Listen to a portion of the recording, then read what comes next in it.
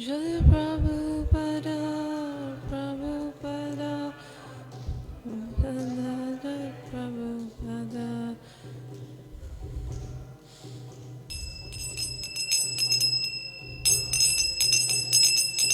Jaya Jaya Prabhupada, Prabhupada, Prabhupada, Prabhupada.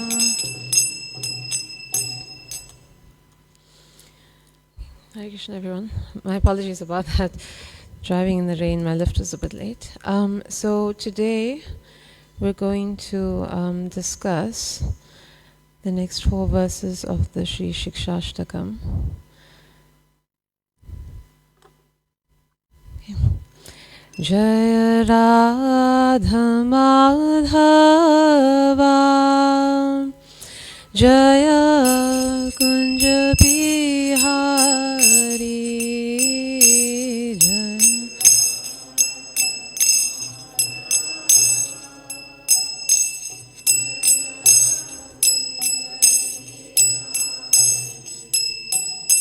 Jaya Radha Madhava Jaya Kunja Bihari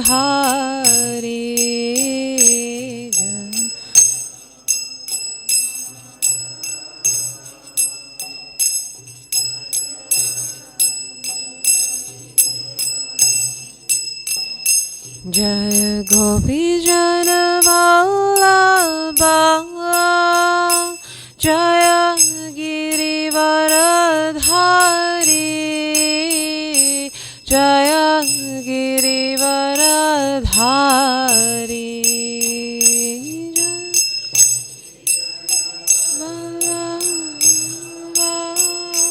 Jaya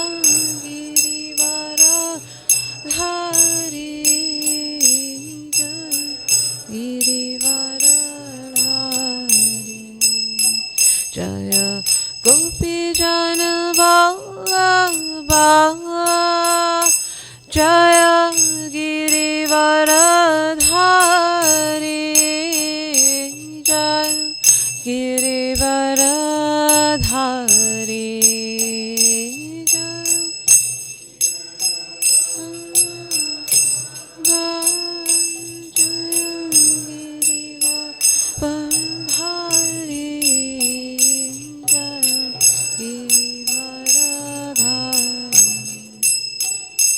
Jaya Yashodanandana Jaya Prajajana Ranjana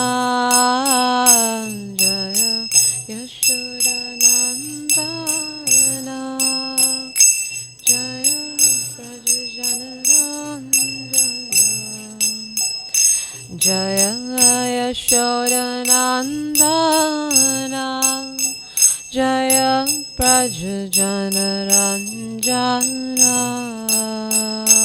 Jaya Yashoda Nandana Jaya Prajajana Ranjana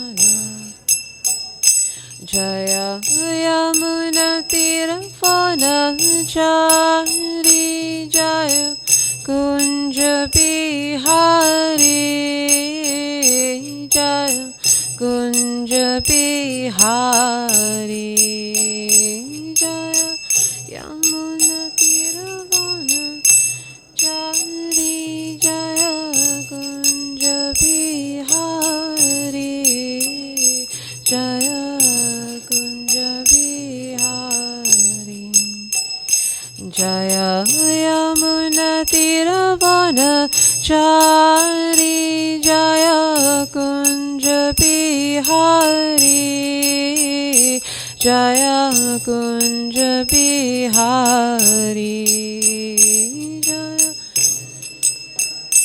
Kunjari Jaya Kunja Bihari Jaya Kunja Bihari Jaya Radha Madhava Jaya Kunja Bihari Jaya Jaya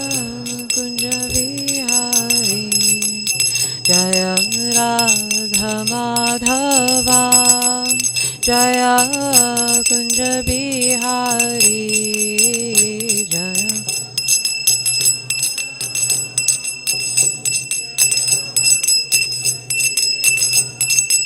Jaya Prabhupada Jaya Prabhupada Prabhupada Jaya Prabhupada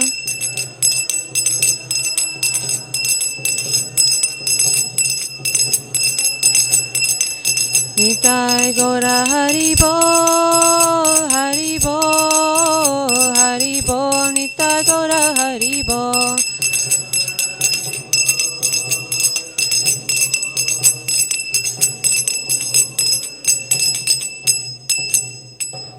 Shri Radha Radhanath ki, Shri Nitai Gaura Hari ki, Srila Prabhupada ki, Shri Nitai Gaura Premanandi. Om Jnana Timirandasya Ginangina Shalakaya Chakshurunmalitam Yena Tasmai Shri Guruve Namaha Shri Chaitanya Manobhishtam Stapitam Yena Bhutale Swayam Rupa Kadamahyam Dadati Swapadantikam Nama Om Vishnupataya Krishna Prastaya Bhutale Srimate Bhaktivedanta Swami Niti Namine Namaste Saraswati Deve Gauravani Pacharine Nirvishesha Shunyavari Paschatya Deshtarine Jai Shri Krishna Chaitanya Prabhu Nityananda Shri Advaita Gadadhar Shivasari Gaura Bhakta Vrinda Hare Krishna Krishna Krishna Hare Hare Hare Rama Rama Rama Hare Hare Vanchakalpatarubhyascha Kripa Sindhubhya evacha Patitanam Pavanebhyo Vaishnavebhyo Namo Namaha. So along with the blessings of my acharyas, I pray for all your blessings to do justice to this class today. So that we can better understand the instructions of the Lord in these very beautiful and very important verses.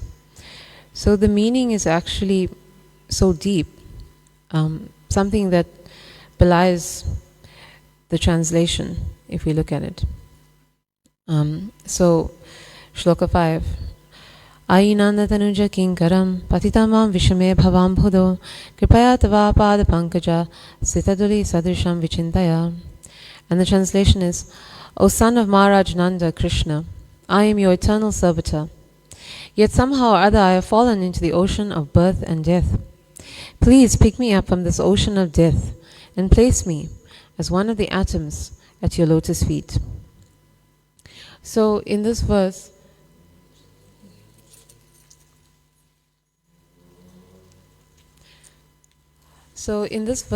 I'm looking at the commentary of Srila Bhaktivinoda Thakur.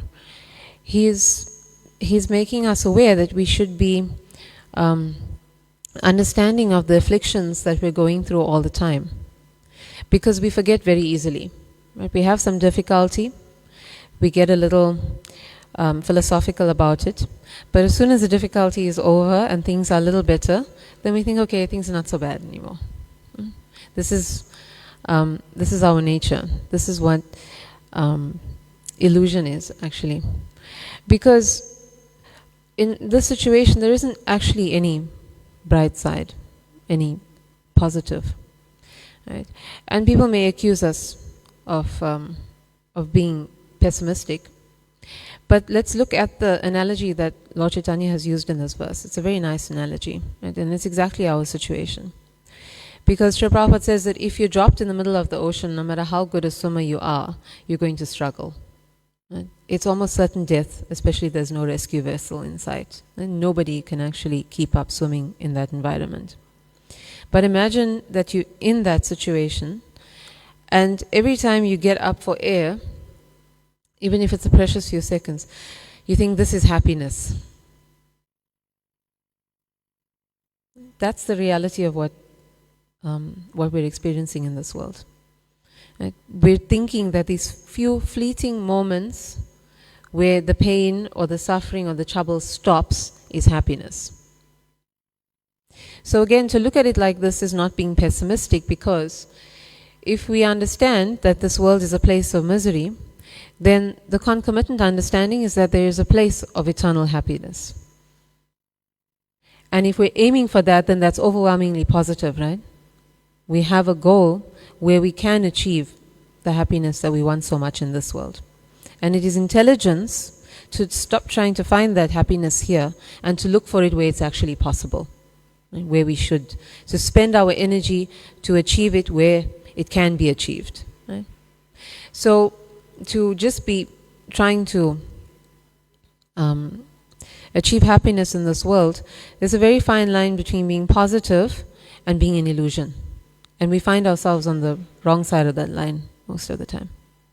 So we need the reminders of scripture, of the Lord in His appearance, in His instructions to us, to bear that in mind all the time.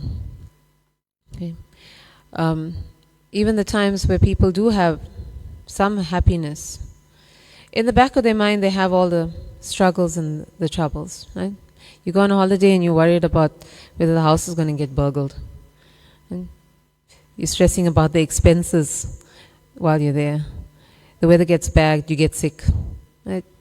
You go to a party, it's the same story. Maybe it's the safety of the environment. Maybe somebody has upset you. Maybe you're not the best dressed. You name it. Whatever situation there is, even if you think you're going to find happiness there is always something in the back of our mind that is not bringing us happiness. So what is the value of this happiness that people are trying to achieve in this world? Right? It's completely impossible, actually. So Lord Chaitanya says that it is a merciless ocean of birth and death. That's all. The more we try to delude ourselves into finding happiness, the more we create karma in that situation, and then it means that we've got to keep coming back to fulfill that karma. So Lord Chaitanya makes us see that this cycle is being perpetuated by some big fish in this ocean. And he calls those big fish lust, greed, and anger and envy. Right? Lust, greed, anger, and envy. Because under the influence of lust and greed, we keep pursuing things that lead to karma. Right? And under the influence of envy and anger, we act in ways that are overwhelmingly negative, also creating karma. And all of us, at some point or the other, not just in our lives, but in our day, are under the influence of this lust, anger, envy, and greed. So this constant karma and this constant need for birth and death being created by that karma. He says, Srila Bhaktivinoda Thakur says, the rough waves of wasted hopes and anxiety are tossing me here and there, making my life miserable. Right? Isn't it so true? That we always have in the back of our minds what we've lost or what we want. The constant cycle of hankering and lamenting. And lashing gales of bad association add further suffering, because everyone else around us is also going through the same lamentation and hankering. So we're in good company, so it seems. Right? Everybody's feeding on each other's unhappiness. This is our situation. And then he says something very interesting. Karma, jnana, and yoga are like seaweed. Because if you see it floating on the surface, you think that maybe I can grab onto it and it'll give me some relief. But there's nothing substantial to seaweed, right? It's not anything that you can float on in an ocean. So in the same way, although these processes are advised in various religions, right? Karma yoga is work hard, give some of the fruits to charity, to some religious process. Right? Jnana yoga, study the scripture in seclusion or with austerity. Ashtanga yoga, practice meditation, comprising postures, breathing exercises. Just simplistic definitions, but just we can see how these teachings are quite broad. But these processes don't ensure eternal liberation. At most, through jnana and through Ashtanga yoga, we can achieve some detachment from the world, right? But we can't sustain it without a concomitant attachment to something higher. So usually Prabhupada says people tend to come back into this world. We want eternal liberation from this ocean. Nobody wants to stay here. Nobody should want to stay here suffering. And so Lord Chaitanya says that the only hope is the sturdy vessel of your holy name. It's the only means to cross over this dangerous ocean of material existence. So, the holy name is the only way, because the holy name is both devotional service and the prayer for devotional service. And so by the holy name, we can attain the real and permanent escape from this world, which is the spiritual world. In the spiritual world, the nature there is only of devotional service. So if you want to achieve a nature of something, you have to become of that nature.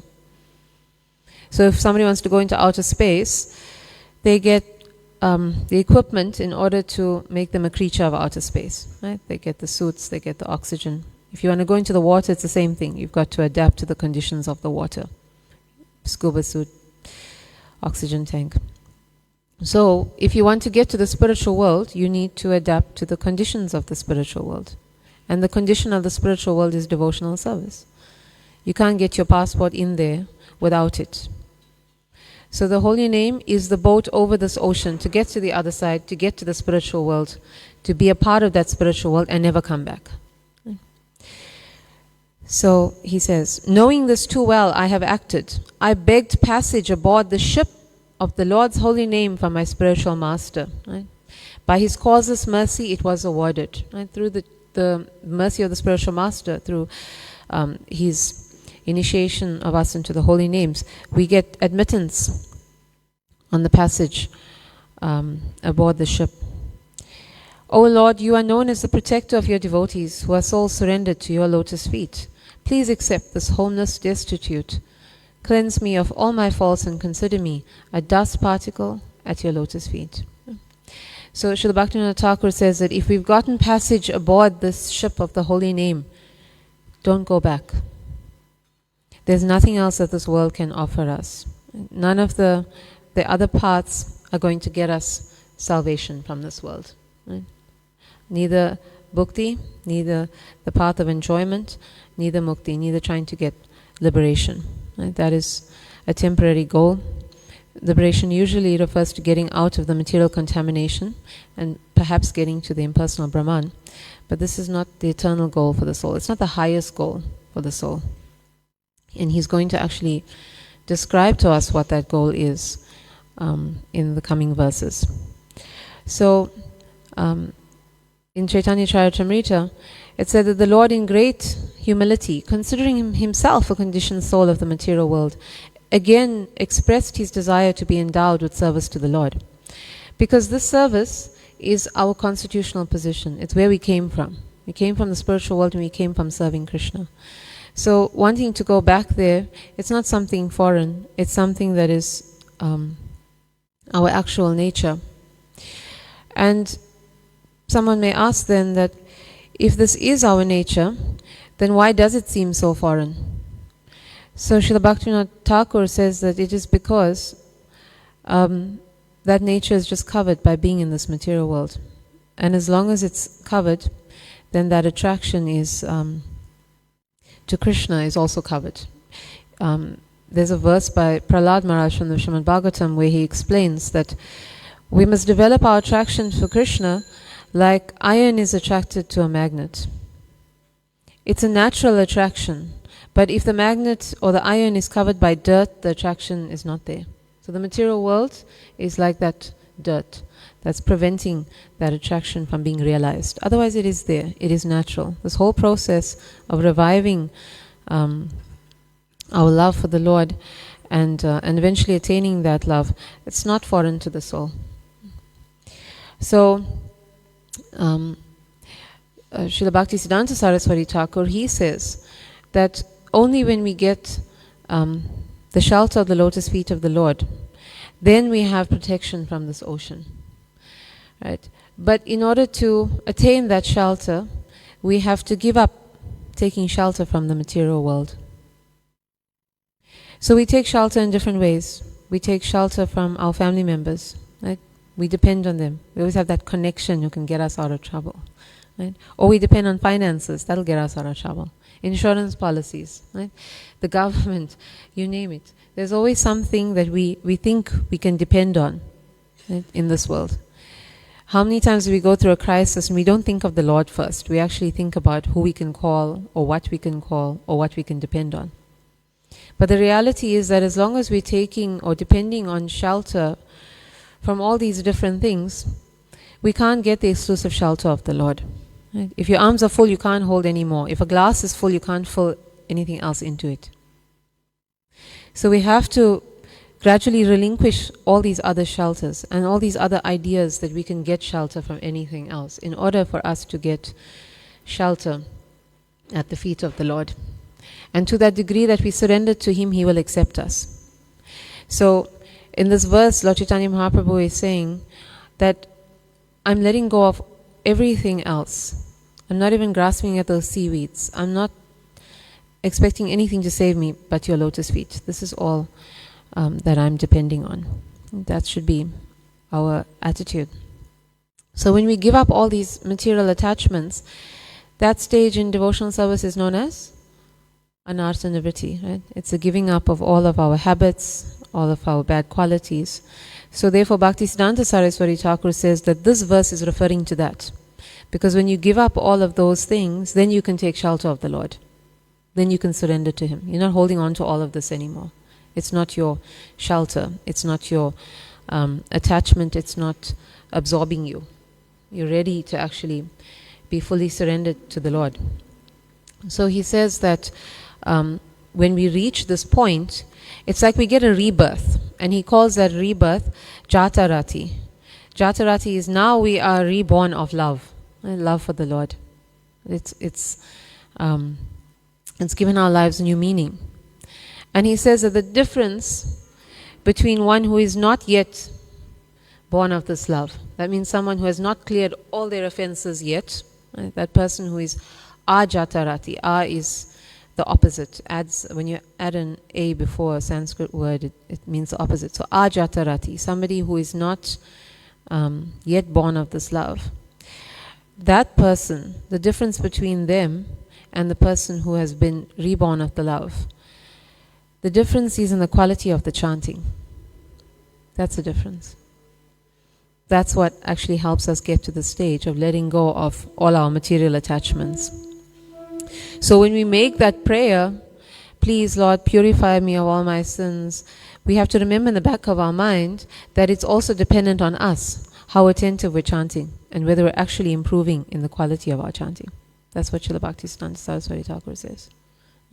So it's definitely important for us to pray, but our effort, right, the 2 inches, our effort is how much attention we pay to our chanting, to get to this stage, to achieve this freedom from this material ocean and that rebirth into love of God. Shri Shri Radha Radhanath ki, Shri Chaitanya Mahaprabhu ki, Srila Giraj Govardhan Hari ki, Srila Prabhupada ki. Okay. So let's go to Shloka 6. Nayanam Gadada Shrudharaya Vadanam Gadgada Rudhaya Gira Pulakarnishitam Vapu Kada Tavanama Grahane Bhavishyati. And the translation is, O my Lord, when will my eyes be decorated with tears of love flowing constantly when I chant your holy name? When will my voice choke up? And when will the hairs of my body stand on end at the recitation of your name? So, if we recall the 4 verses that were discussed yesterday and the one that we just discussed now, we'll see that the tone has changed, right? It's changed quite a bit because now we're actually hearing about what it's like to feel that love of God. So the first 2 verses were primarily about the glories of the holy name and how as sadhakas, as practicing devotees, we can't really, we're lamenting in the 2nd verse in particular, we can't really, we can't appreciate all those glories. And then in the 3rd verse and the 4th verse, the Lord is describing all the qualities that we need to have to attain constant chanting. And through that constant chanting, right, by developing those qualities, we get to the point of complete surrender to the Lord, like we discussed in this 5th verse. And after you get to that complete surrender and you are jatarati and you're born of affection for the Lord, then you can start feeling these symptoms. So it's a progression, and it's progression as long as we are improving in our chanting constantly.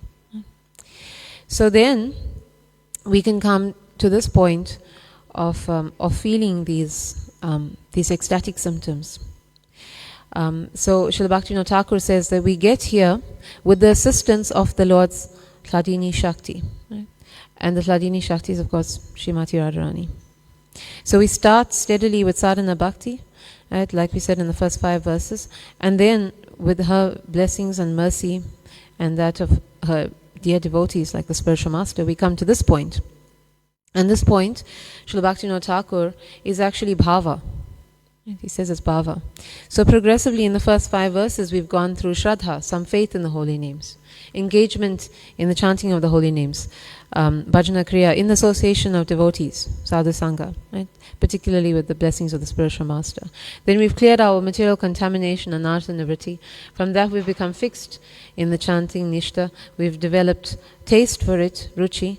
All those remaining material attachments, asakti, have been gone, and we are now at full surrender. And this verse is now speaking about the next stage, which is bhava. Okay. So, what is bhava? Srila Bhaktivinoda Thakur says that it's actually synonymous with the word rati. It's the bud that will blossom into the flower of prema. We could also say that it is the beginning stages of prema, which matures fully at the actual stage of prema. So we can see the first rays of prema at this stage of bhakti. And Srila Bhaktivinoda Thakur says that of all the 9 limbs of devotional service, right, those 9 limbs are Shravanam, Kirtanam, Vishnu Smaranam, Padasevanam, Arshanam, Vandanam, Dasyam, Sakyam, Atma Nivedanam. Out of all these 9 processes, the process that becomes most intensified at this stage, when we are actually developing our affection for the Lord, is chanting. Chanting is the means and it's also the goal.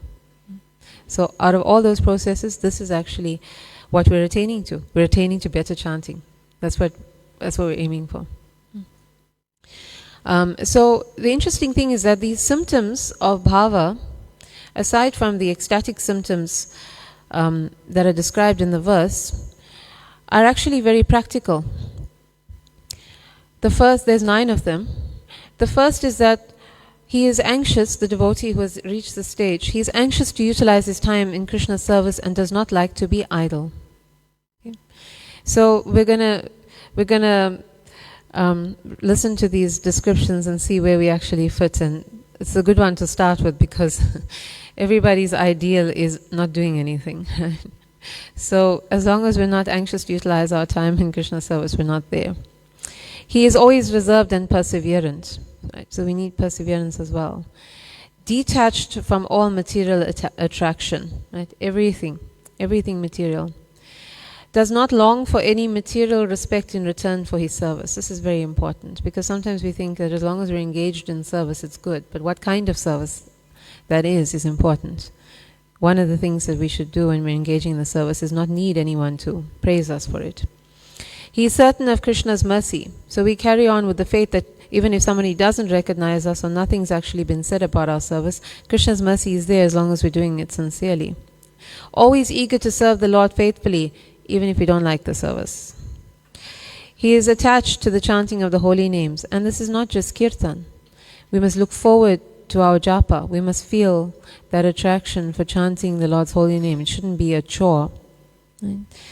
He is always eager to describe the transcendental qualities of the Lord. And again, not just to an audience, but all the time. And he is very pleased to live in a place where the Lord's pastimes are performed, like Mathura, Vrindavan, or Dwarka, right? No matter what the external circumstances of these places are. And so these are actually things that we're cultivating almost from the beginning of our service, right? Just like the chanting. But there must be a quality added to them. Right? They must become selfless, and they must become completely about the Lord and not us. This is when we know that we're making progress. So it's our yardstick for measuring how far off we are from this point. Basically, Srila Bhaktisiddhanta Saraswati Thakur says that when our sadhana, these 9 steps that we described, it's all steps in sadhana bhakti. It's not extraordinary if you think about it. But if those steps are, they're all infused with wanting to do them just for the Lord, with absolutely no desire for ourselves. That actually softens the heart, and then all those qualities become bhava. That's the difference between those qualities in sadhana bhakti and bhava. So the 8 symptoms that Lord Chaitanya Mahaprabhu is alluding to in this verse, they're called the Asta Sattvika Bhava, right? Asta Sattvika Vikara. Paralysis, perspiration, horripilation, right, the hair standing on the end, pallor, choked voice, trembling, weeping, and swooning. So these are very, very advanced symptoms. These are not things that we'd see ordinarily in anyone. And if we are seeing them, they're probably a pretense, because actually those who are truly in this, who experience these symptoms, they don't display them. They don't encourage people to display them, because there's a lot of imitation that Srila Bhaktisiddhanta Saraswati Thakur cautions us about. This devotional service is not a case of fake it till you make it, right? That works in the material world. It does not work in the spiritual world. This needs to be developed organically in the course of our devotional service. So out of all these symptoms, Lord Chaitanya makes special mention of 3. The crying, right? The hair standing on end, and the choked voice when we chant the holy name of the Lord. And that's because these symptoms in the stage of bhava, out of all 8 symptoms, are particularly present. So if we're getting to that stage, then we should be experiencing this when we chant the names of the Lord. And he says in Chaitanya Charitamrita that without this my life is useless. This is how we need to understand the importance of developing this. Sometimes we think, okay, if we're not there, it's fine, we can just carry on doing what we're doing, and whatever we're doing is good enough, right? It's adequate. But Lord Chaitanya Mahaprabhu is saying, without this, without the development of these qualities, which means without the development of selfless love for Krishna, which is what these qualities indicate, my life is useless. So on this path, this is what we're aiming for. We're aiming for selfless love for Krishna, not doing it sometimes for Krishna or a little bit for Krishna, and it's okay. What we're aiming for is complete and selfless love for Krishna, where we will actually feel these symptoms, the 9 that we described, as well as these 8 involuntary symptoms in the body. So Srila Bhaktisiddhanta Saraswati Thakur makes the point that if we chant secondary names of Krishna, those are called Gauna Nam. What are the secondary names? The secondary names are like referring to Krishna as God, the Creator, the Supreme. Right? Those are secondary names. When we chant these names, we don't actually develop prema.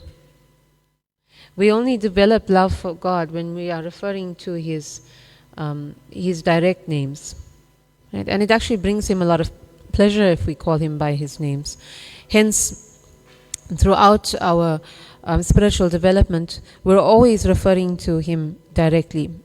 And we remember that even when the devotees were suggesting the name for our spiritual movement, and they suggested the International Society for God Consciousness, right? Srila Prabhupada was clear that even though this might have a apparent greater appeal to people on a broad basis, but we are the International Society for Krishna Consciousness. We're encouraging the direct chanting of Krishna's holy names, because only this can take us to the ultimate goal. So when somebody has achieved this, Srila Bhaktisiddhanta Saraswati Thakur says that somebody who hasn't achieved this shouldn't be, like we said, faking it.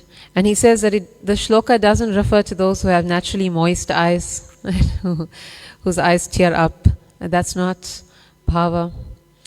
Or, of course, again, this artificial bhava. It's only when somebody's body has become spiritualized by the chanting of the holy names that it's even possible to achieve this state. Okay, so then we go on to text sloka 7. Yugaitam nimeshena chakshusha pravishayatam shunyayatam jagat sarvam Govinda virahena me. And the translation is, O Govinda, feeling your separation, I'm considering a moment to be like 12 years or more. Tears are flowing from my eyes like torrents of rain, and I'm feeling all vacant in the world in your absence. And so this is a progression from the previous verse, because this is implying what it feels like to develop love in separation. And it's a very, very advanced stage. So although these stages may not actually be possible for the ordinary practicing devotee, but we should appreciate it. We should appreciate the kind of love that is possible for the Lord, and those personalities in particular that have them, right? Like the gopis of Vrindavan, particularly Srimati Radharani and Lord Chaitanya Mahaprabhu. So Srila Bhaktivinoda Thakur says that in this very advanced stage, bhava has become fixed. So if bhava fluctuates, that we feel it sometimes, we don't feel it at other times, it's not referring to it at this verse, it's referring to it at the previous verse. But when the bhava becomes fixed, when we're always in that emotion of love for Krishna, it doesn't waver in any way, then this is called sthayi bhav. And this fixity is in a relationship. It's a fixed emotion. So it's fixed in santaras, right, neutrality, or it's fixed in servitorship, dasyaras. It's fixed in friendship, sakyaras. It's fixed in parental ras, vatsalya ras, or it's fixed in madhurya ras. So for it to be fixed, we understand it doesn't change, which is expected of us having this relationship with Krishna. Right? He has to count on his friends to always be his friends, and not one day be his friends and the next day be neutral. Okay? So we fix in a relationship, and this is our eternal swarup, this is our eternal relationship with Krishna. This is actually what we get to, and therefore we understand that this is actually prema. This is what this verse is talking about. This verse and the next verse is prema. Right? In particular, the next verse will be the kind of prema that is mahabhav. Because sometimes we think, okay, achieving prema is it, and it is extraordinary. But there's even more extraordinariness beyond prema. So in spiritual life, His Holiness Indradyumna Swami Maharaj always says, it's not a stage of where there's anything less than the other. It's not that prema is less than mahabhav. It's not that bhava is less than prema. But it's a case of perfect, more perfect, most perfect. That's how we see it. It's all perfection. But there's a concept that we don't have in the material world, that you can actually get more perfect and most perfect. So even beyond prema in any of the rasas is actually, any of the four rasas is coming to the level of Madhurya rasa, more perfect, and the most perfect is Srimati Radharani's love within Madhurya rasa, which is above all the other personalities in Madhurya rasa, right? Like the queens of Dwarka, like the gopis, the other gopis besides her. So we can understand here that when we get to extreme attraction, extreme affection, spontaneous dedication to Krishna where nothing else actually matters, this is what prema actually refers to. This is what Srila Bhaktivinoda Thakur tells us. So progressively we can go then from the attachment or the attraction we can get in santaras, right, which is still a bit neutral, where we're not really expressing emotion for Krishna. We can develop that into a kind of attraction where we actually want to physically serve Krishna. This is Dasya Ras. And that attraction doesn't waver. And then we develop unflinching faith, because there's a difference between someone who serves you, right, who works for you, and someone who's a friend to you. So when we progress even beyond that servitorship to friendship, and then that friendship, it says, increases to pranaya, a mischievous form of love, right? Where the devotee actually the person comes to the point, the devotee of the Lord, who can express emotion in ways that even at the level of friendship one cannot express. Right? This is felt at both Madhurya Ras and at the stage of parental love, Vatsalya Ras. But Vatsalya Ras is distinguished that one is concerned only about Krishna's well-being. Again, it's not less, but this is a particular flavor of that ras. But then if the love progresses even beyond pranaya, where it is all these other different expressions of emotion, sneha, intense craving, and then this longing, which progresses then to anurag, this is actually the separation from the Lord that leads to ecstasy. And this is particularly the feeling of those in Madhurya Ras. And this is what Lord Chaitanya is discussing here. What it feels like to be separated from Krishna, but still be in ecstasy. To still be feeling love for him, and to feel that love even more intensely in the separation than when one is experiencing being with him. And we have no concept of that in the material world, because in the material world, when we are separated from somebody, the love gets less.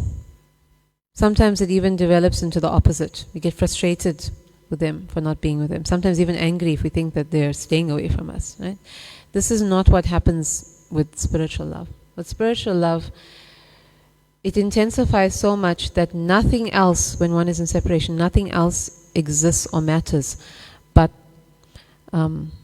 that person, the object of one's love. And then it can develop even further, right, from Anurag to Mahabhav, the stage that Srimati Radharani is at. And here our acharyas say, even the dropping of an eyelid that blocks the devotee's view of the Lord for a second is intolerable. And again, it's not something we actually have a concept of, because even when we're in his presence, we're kind of looking here or there, we're not always focused on him.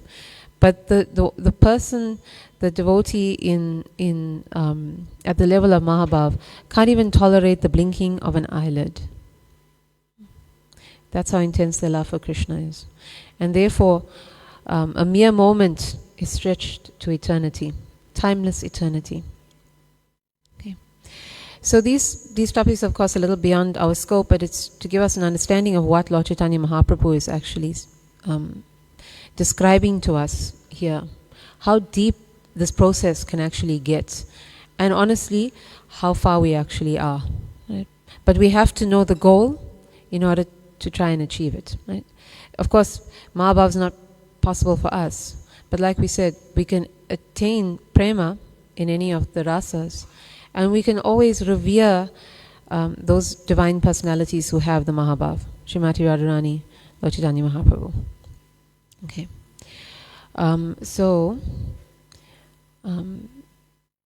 Then we move on to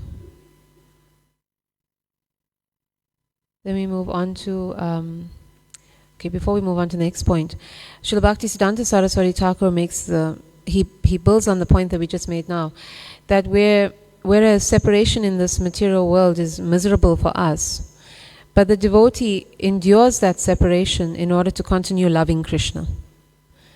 So everything in the expression of love for Krishna is only about Krishna and absolutely not about us. In the material world, we want to be close to somebody because it makes us feel better. It's about us. And therefore we say that love in this material world is about us. But love in the spiritual world, love in the spiritual plane is only about Krishna. So that if one has to tolerate separation for the sake of that love, one does it. And even if that separation is actually, it's excruciating, someone will, or the pure devotee in that level of love for Krishna will tolerate it so much because they know that to maintain their love for Krishna is the higher principle because it gives Krishna happiness. It's all about him, even if it causes them pain.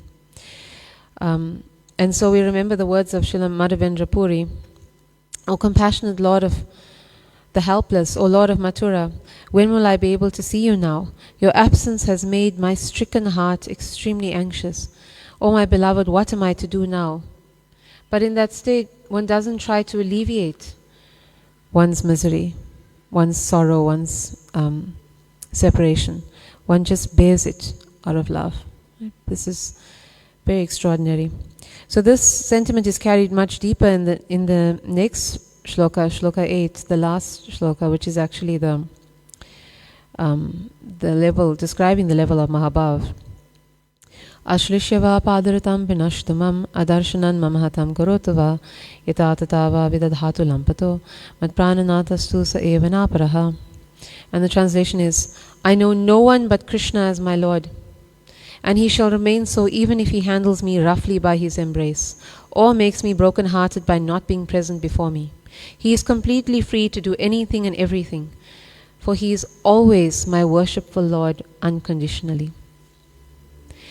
So Srila Bhaktivinoda Thakur says that if a devotee is on the sublime platform of prema, even if Krishna is behaving apparently heartless to them, even if the devotee knows he's so independent that he could just leave me at any moment, that he will leave me at any moment, that he has left me, that he's with somebody else, that I love him so much, but he's not with me, that it's causing me so much of pain, still, he can do whatever he likes and there's no other Lord but him for me. No matter what he does, it means one has completely transcended even selfless. One has no sentiment for oneself at all, but only for Krishna. This is the level of Mahabhav. So Krishna wants us to give up everything material and surrender to him completely so that we can get to that complete shelter of his. When he says at the end of Bhagavad Gita that we need to surrender unto him for him to deliver us, this is what he means. Where you give up all sense of yourself and all sense of any other shelter, and you commit yourself to the fact that even if he handles me roughly by his embrace, or makes me broken-hearted by not being present before me, he is still my only shelter. He's still my only Lord. He's still the only one that I will surrender to. This is what he wants us to achieve. Because his love for us is like that. His love is also unconditional. How many lifetimes have we been, have we turned away from him? Have we sometimes been outwardly belligerent to him? Have we misused everything he's given us? Have we promised him and not delivered on those promises, and yet he still loved us? Never given up on us, always been with us, never taken it out on us, never tried to get revenge. Karma is not the law's revenge, that's natural reactions for what we do. He's only given us unconditional love for all of eternity. So us reciprocating should be natural. It's the only way to reciprocate that kind of love. So Krishna speaks about it at the end of Bhagavad Gita, and then we say that the scriptures that follow in our progression of understanding, Srimad Bhagavatam teaches us how to develop through the various stages of devotional service so that we can come to prema. And then we read in the Srimad Bhagavatam, in the Chaitanya Charitamrita, how prema is expressed through the pastimes of Lord Chaitanya, right?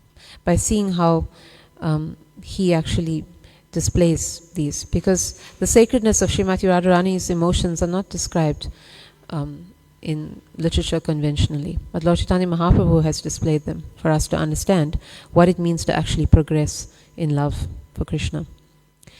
So then Srila Bhaktivinoda Thakur says, the conclusion is that in Krishna Prema, Krishna becomes the life and the greatest treasure of the devotee.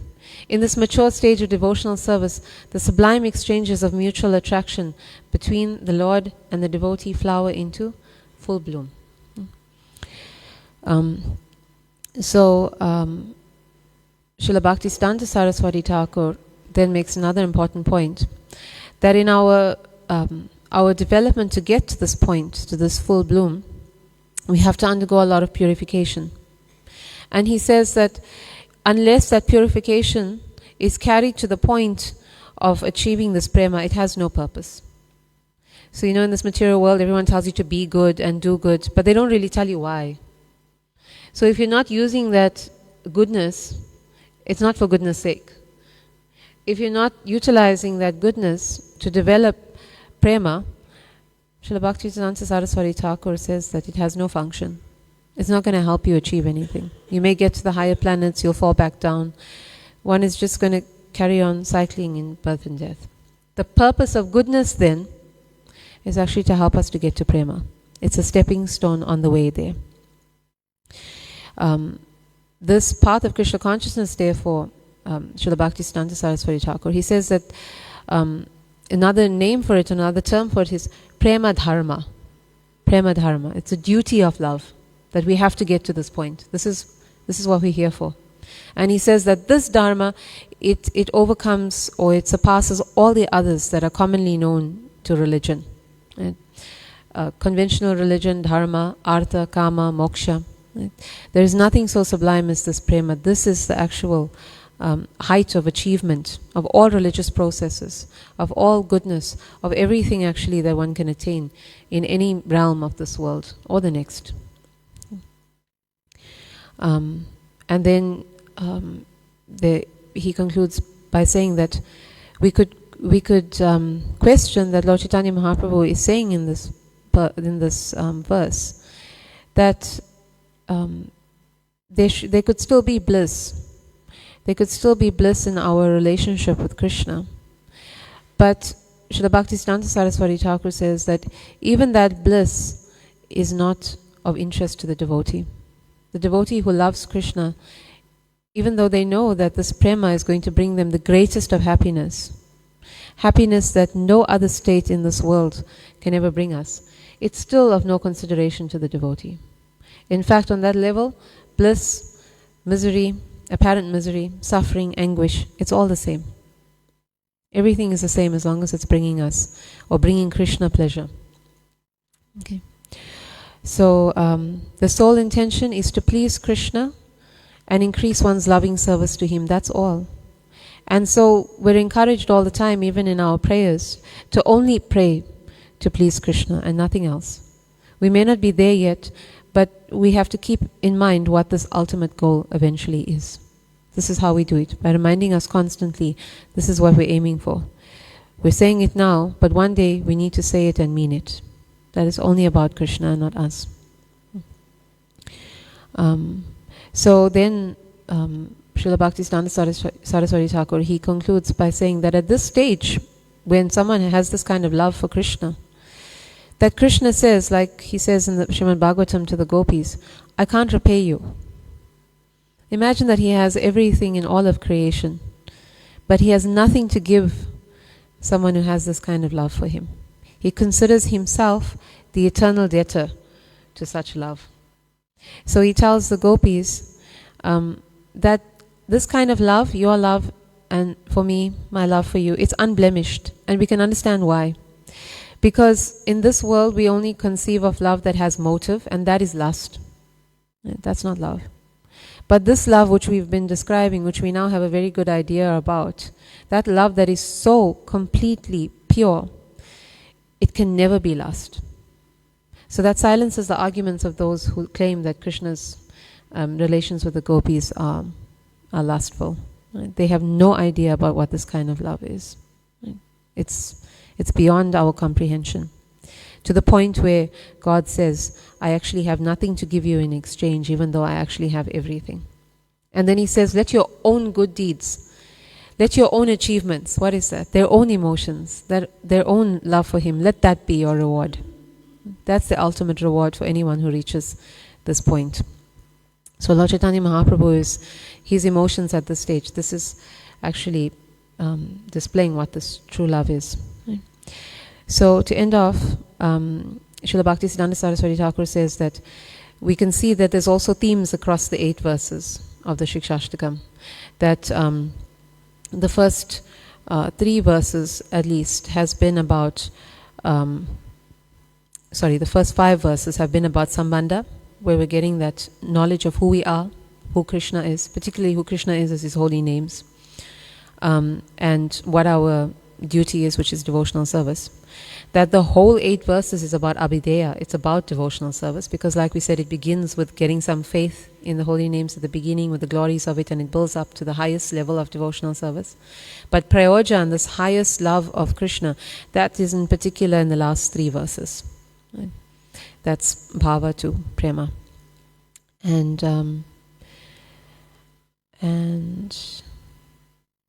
yeah, I think that's it. Okay. Thank you all so much for your kind attention. Srila Prabhupada ki, Shri Chaitanya Mahaprabhu ki, Shri Siksastakam ki. Are there any questions, comments, corrections?